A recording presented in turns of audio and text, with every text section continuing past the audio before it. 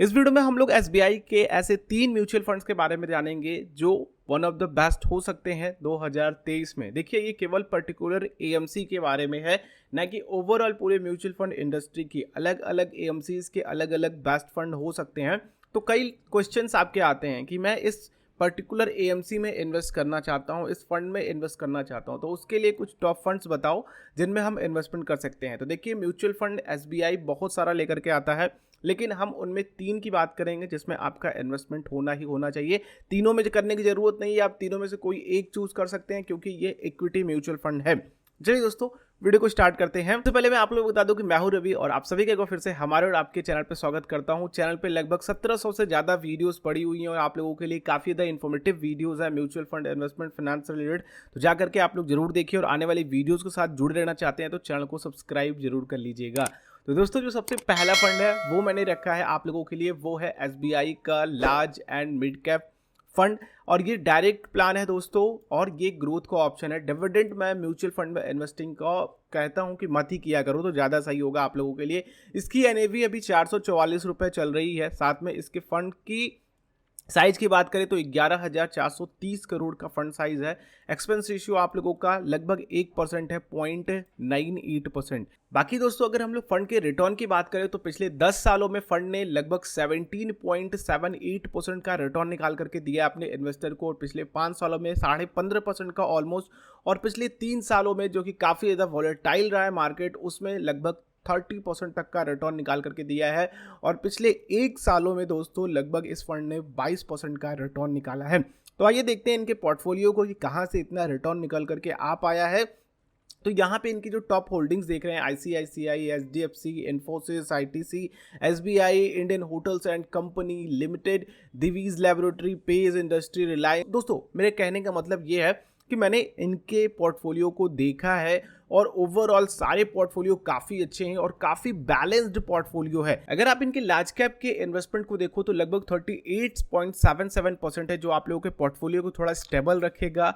यानी कि आप जितना रिस्क ले रहे हैं उसके हिसाब से आप लोगों को बेटर रिटर्न निकाल करके देगा। मार्केट वॉलेटाइल होगा तो भी इस पर बहुत ज़्यादा इफेक्ट नहीं पड़ेगा क्योंकि लगभग 38% का लार्ज कैप में है। मिड कैप की बात करें दोस्तों तो यहाँ से आप लोगों के अच्छे रिटर्न बन सकते हैं over the time of period, जैसे कि 5 साल, 10 साल लॉन्ग टर्म में, क्योंकि यहाँ पे ऐसे स्टॉक्स होते हैं जो आप लोगों की काफ़ी अच्छी ग्रोथ कंडीशन में होते हैं।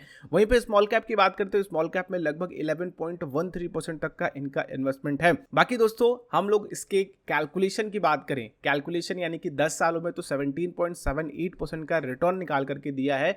तो अगर आप इसमें 5,000 की एसआईपी करते और 16% के रिटर्न पे देखते 10 सालों में, तो लगभग आप लोगों का जो रिटर्न क्रिएट होता वो 8,82,000 रुपए का, और जो आप लोगों का वेल्थ होता वो 14.82 लाख रुपए का, जिसमें इन्वेस्टमेंट आप लोगों का केवल 6 लाख रुपए का होता।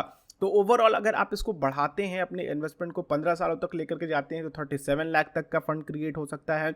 20 सालों तक में आप लोगों का 87 लाख रुपीस तक का, और आगे जितना बढ़ाएंगे आप लोगों को कंपाउंडिंग का बेनिफिट मिलता जाएगा। अगर हम लोग 10 सालों की बात करें तो 10 साल में भी काफ़ी अच्छा रिटर्न इसने निकाल करके दिया है। दूसरा फंड दोस्तों एसबीआई का banking and financial services fund. ये भी दोस्तों डायरेक्ट प्लान ही है। 29 रुपए की अभी इसमें एनएवी चल रही है। फंड साइज है दोस्तों 4,128 करोड़ का। एक्सपेंस रेशियो इसका 0.79% है। अब आप परेशान ना होइएगा, मैं आप लोगों को वीडियो के आखिरी में बताता हूं कि अगर आप लोग बिल्कुल बिगनर हैं तो कौन सा फंड आप लोगों को लेना चाहिए और किसको अवॉइड करना चाहिए। अगर आप लोगों के पास ऑलरेडी फंड्स हैं कोई, तो कौन से फंड को आप लोग शामिल कर सकते हैं। तो वीडियो को शुरू से लेकर के अंत तक जरूर देखिएगा जिससे कि आप लोगों को सारी इन्फॉर्मेशन मिल सके। तो दोस्तों, अगर हम लोग इसके रिटर्न की बात करते हैं तो पिछले 1 सालों में 18% का रिटर्न निकला है। 3 सालों में दोस्तों 25.11% का, और पिछले 5 सालों में लगभग 12.5% का रिटर्न बनाया इस फंड ने। और अभी तक इस फंड ने लगभग 13.93% का रिटर्न निकाल करके दिया है। और ये दोस्तों आप लोगों का जो भी मैं डेटा दिखा रहा हूँ ये 9 से 10 जून के आसपास का डेटा है, ठीक है। अगर आप लोग इसकी भी होल्डिंग को देखते हैं तो लार्ज कैप में 67% का इन्वेस्टमेंट है, मिड कैप में 13.23% का, और स्मॉल कैप में 3.6% का इन्वेस्टमेंट है। खास करके ध्यान रखिएगा दोस्तों कि ये फाइनेंशियल सर्विसेज है, बैंकिंग एक तरीके का सेक्टरल फंड है। तो आप अगर किसी सेक्टर में इन्वेस्ट करना चाहते हैं, लाइक अगर आप लोगों को लगता है कि फाइनेंशियल सर्विसेज या फिर बैंकिंग काफ़ी अच्छा कर सकते हैं इंडिया में, इंडिया की ग्रोथ में बैंकिंग का काफ़ी ज़्यादा इन्वॉल्वमेंट होता है, तो अगर आप लोगों को लगता है कि इंडिया ग्रो कर रहा है तो बैंकिंग भी ग्रो करेगा। तो ये एक तरीके का फंड है, एक तरीके का कह लीजिए कि आप लोगों को सोचना है कि हम कहाँ पे इन्वेस्ट करके फ्यूचर में अच्छे रिटर्न बना सकते हैं। वहीं पे दोस्तों अगर आप लोग इसमें 5,000 की SIP करते 12% के रिटर्न पे, जो कि इसने पिछले 5 सालों में निकाल करके दिया है, 15 साल के लिए अगर आप लोग इन्वेस्टमेंट करते तो आपका जो इन्वेस्टमेंट होता वो 9 लाख रुपए होता और जो आप लोग यहाँ से रिटर्न जनरेट करते वो 16 लाख रुपए होता है। यानी कुल मिलाकर के आपका जो वेल्थ क्रिएट होता 25 लाख रुपए होता। वहीं पे दोस्तों अगर आप लोग इसको 10 सालों के लिए करते तो आपका जो वेल्थ बनता 11 लाख रुपीज़ लगभग बनता। और वहीं पे अगर SIP बढ़ाते हैं तो ऑब्वियसली आप लोगों का अमाउंट भी बढ़ता जाता। तो अगर आप इसके 5 सालों के एवरेज रिटर्न की बात करते हैं तो लगभग CAGR इसका 12% का निकल करके आया हुआ है। तीसरा फंड दोस्तों अगर आप SBI में इन्वेस्ट करना चाहते हैं तो ये कह सकता हूँ कि आप इसको देख भी सकते हैं, अवॉइड भी कर सकते हैं। ये है SBI का मैग्नम मिड कैप फंड। क्यों मैं कह रहा हूँ वो मैं आप लोगों को वीडियो के आखिरी में बताता हूँ। सबसे पहले तो आप लोग इसके रिटर्न को देखिए। पिछले 1 सालों में इसने 26% का रिटर्न दिया है, पिछले 3 सालों में लगभग 39% का रिटर्न दिया है, उससे भी ज़्यादा रिटर्न क्रिएट किया है। और पिछले 5 सालों में 17.70% का और पिछले 10 सालों में 21.16% का रिटर्न इस फंड ने क्रिएट किया। और जब से ये फंड लॉन्च हुआ है 2 जनवरी 2013 से 19.51% रुपीज़ तक का इसने इन्वेस्टमेंट अपना ग्रो कराया है। आइए हम लोग देखते हैं पिछले 10 सालों में लगभग इसने 21.16% का रिटर्न दिया है। आप लोग इसमें SIP करते तो कितना आप लोगों का फंड बनता, और साथ ही दोस्तों आप लोग अगर इसमें लमसम करते तो आप लोगों का कितना फंड बनता।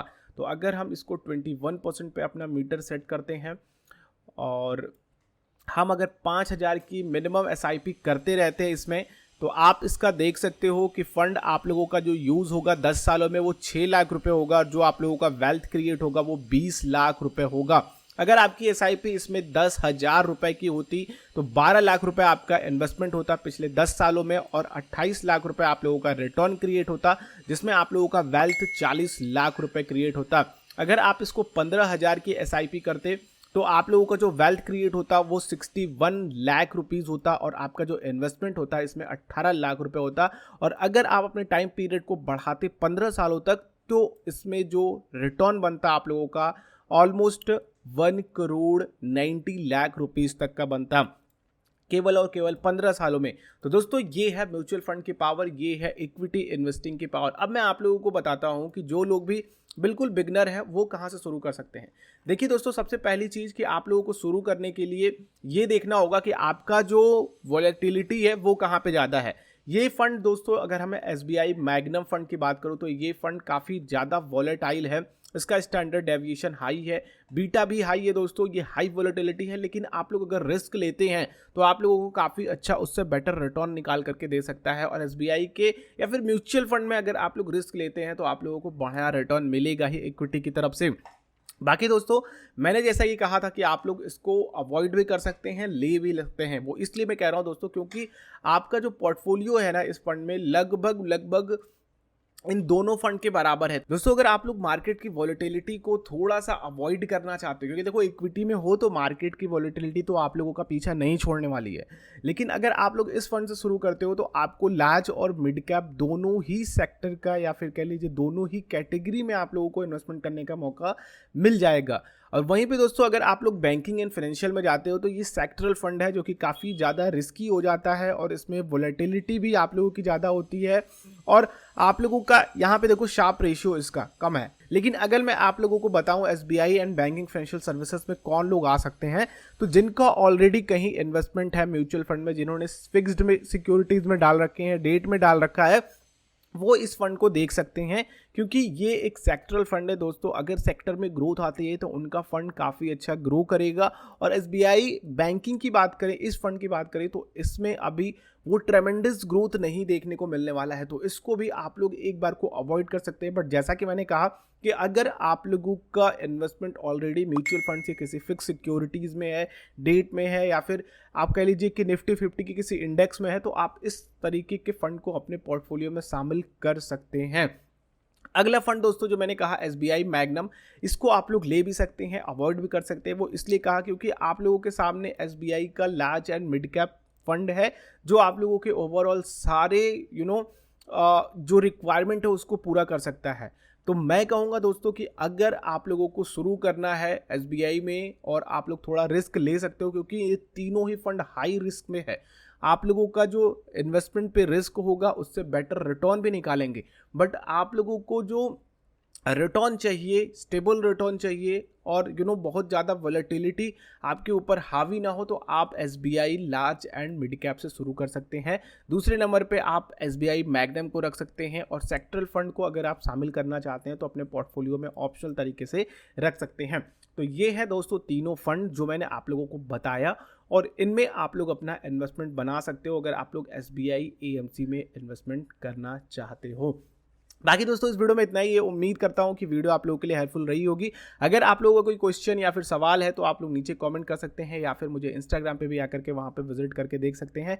चैनल पे आप लोग नए हैं, सब्सक्राइब जरूर कीजिएगा और जाकर के चैनल पे विजिट कीजिए। आप लोगों के लिए काफ़ी कंटेंट बना रखे हैं। बाकी दोस्तों ये वीडियो दूसरों तक भी पहुँचाइए जिससे कि उनकी भी मदद हो पाए और अपने लिए वो एसबीआई के कुछ 3 बेस्ट म्यूचुअल फंड्स में से अपने लिए बेस्ट पिक कर सके। हम लोग नेक्स्ट वीडियो मिलते हैं, तब तक के लिए आप लोगों का दिन शुभ हो। जय हिंद।